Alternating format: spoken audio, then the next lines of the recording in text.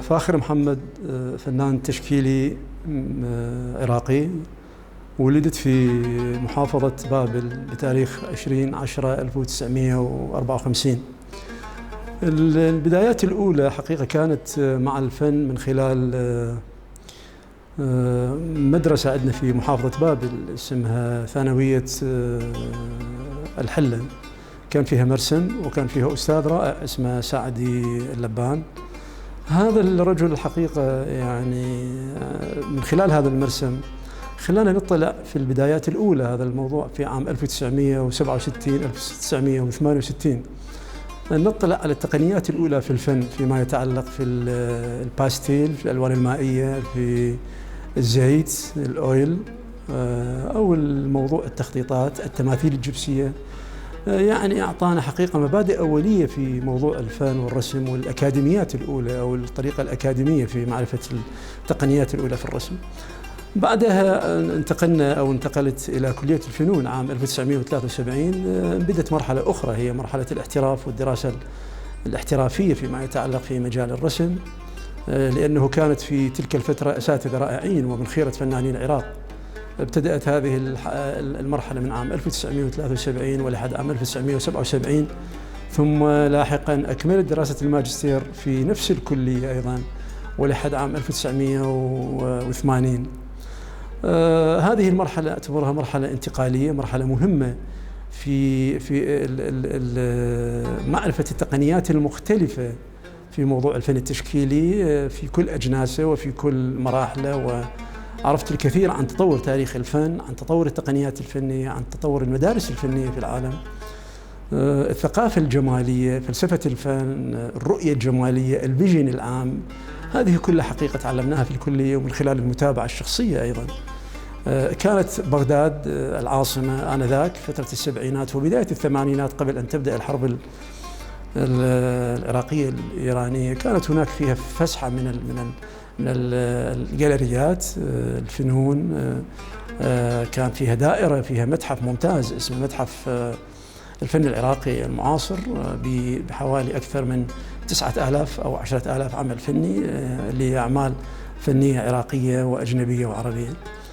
بعدها بدأت الحرب عام 1980 وذهبت أيضا كجندي في الجيش، ولكن لم أشارك في القتال، ولكن اشتغلت في دائرة عسكرية اللي هي تتعلق في الإعلام. هذه الدائرة أتيحت لي فرصة أيضا أن أستمر في الإنتاج من خلال بعض الوقت الذي يتاح لي. خرجت من العسكرية ثم اشتغلت في يعني كتدريسي كمدرس مساعد في كلية فنون بابل في بداية تأسيسها، وعملت في هذه الكلية ولحد هذه اللحظة أعمل في هذه الكلية. مراحل كثيرة، مراحل التحولات التي حصلت في رؤية الفنية خلال فترة 40 عام اشتركت بها عوامل كثيرة حقيقة. أولا ذاكرة الحرب، ثانيا علاقتي مع الإنسان، مع البيئة، مع المحيط. نشأتي الأولى والذاكرة، يعني الذاكرة البيئية الأولى التي نشأت فيها، كوني نشأت في محافظة اسمها محافظة بابل ومعروفة لدى العالم.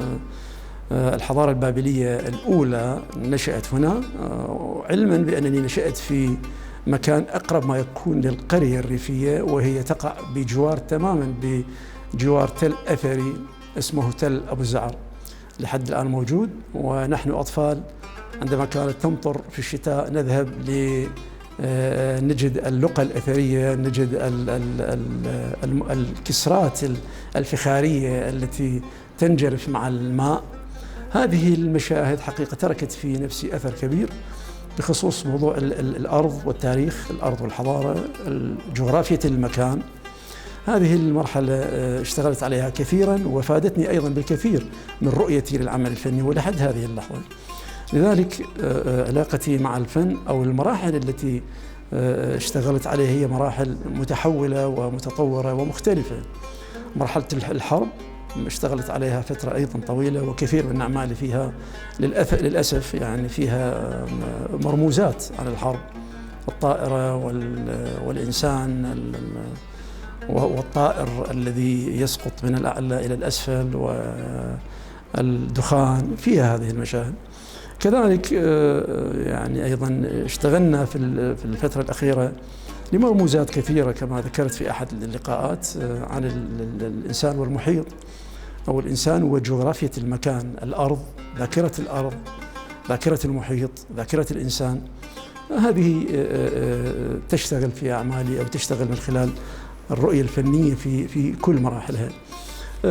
ستايلي في العمل أو أساليبي في العمل الفني ينحو منحا أحيانا رمزيا وأحيانا تعبيريا وأحيانا يتجه إلى التجريد، ولكن حتى التجريدات التي أشتغل عليها لا تخلو من بعض الخطوط أو من بعض المرموزات البسيطة، كأن يكون لأثر طير أو لأثر إنسان أو لأثر شجرة أو لأثر حشرة ربما تكون.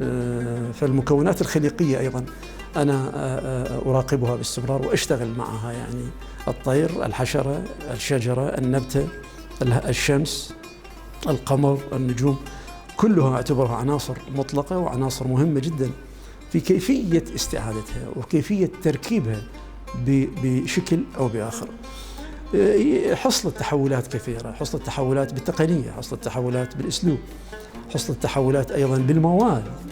في بعض الأحيان في بعض المراحل اشتغلت كولاج، يعني أشتغل على القماش، لصق القماش على اللوحة والاستفادة من أشكال القماش نفسه. اشتغلت على الجرائد، لصق الجرائد أو لصق الورق على الكانفاس والاشتغال عليه. أنا أعتبر العمل الفني أو السطح الفني هو سطح حيوي، سطح حي، وهو حياة كاملة، وتكاد تكون أقدر ممكن جدا أن نشبه اللوحة بالأرض.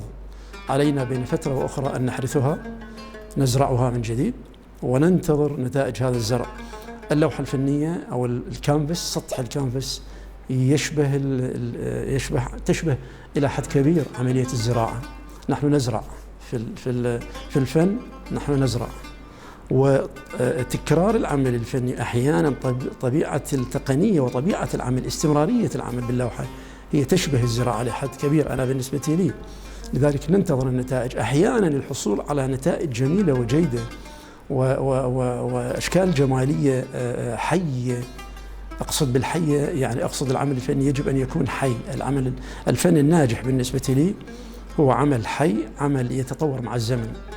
لذلك أنا بكل صراحة أنا أحيانا ابتعدت منذ البداية عن الستايل الأكاديمي أو الستايل المدرسي. أشعر به بأنه يعني محدود مع الزمن، غير منفتح مع الزمن.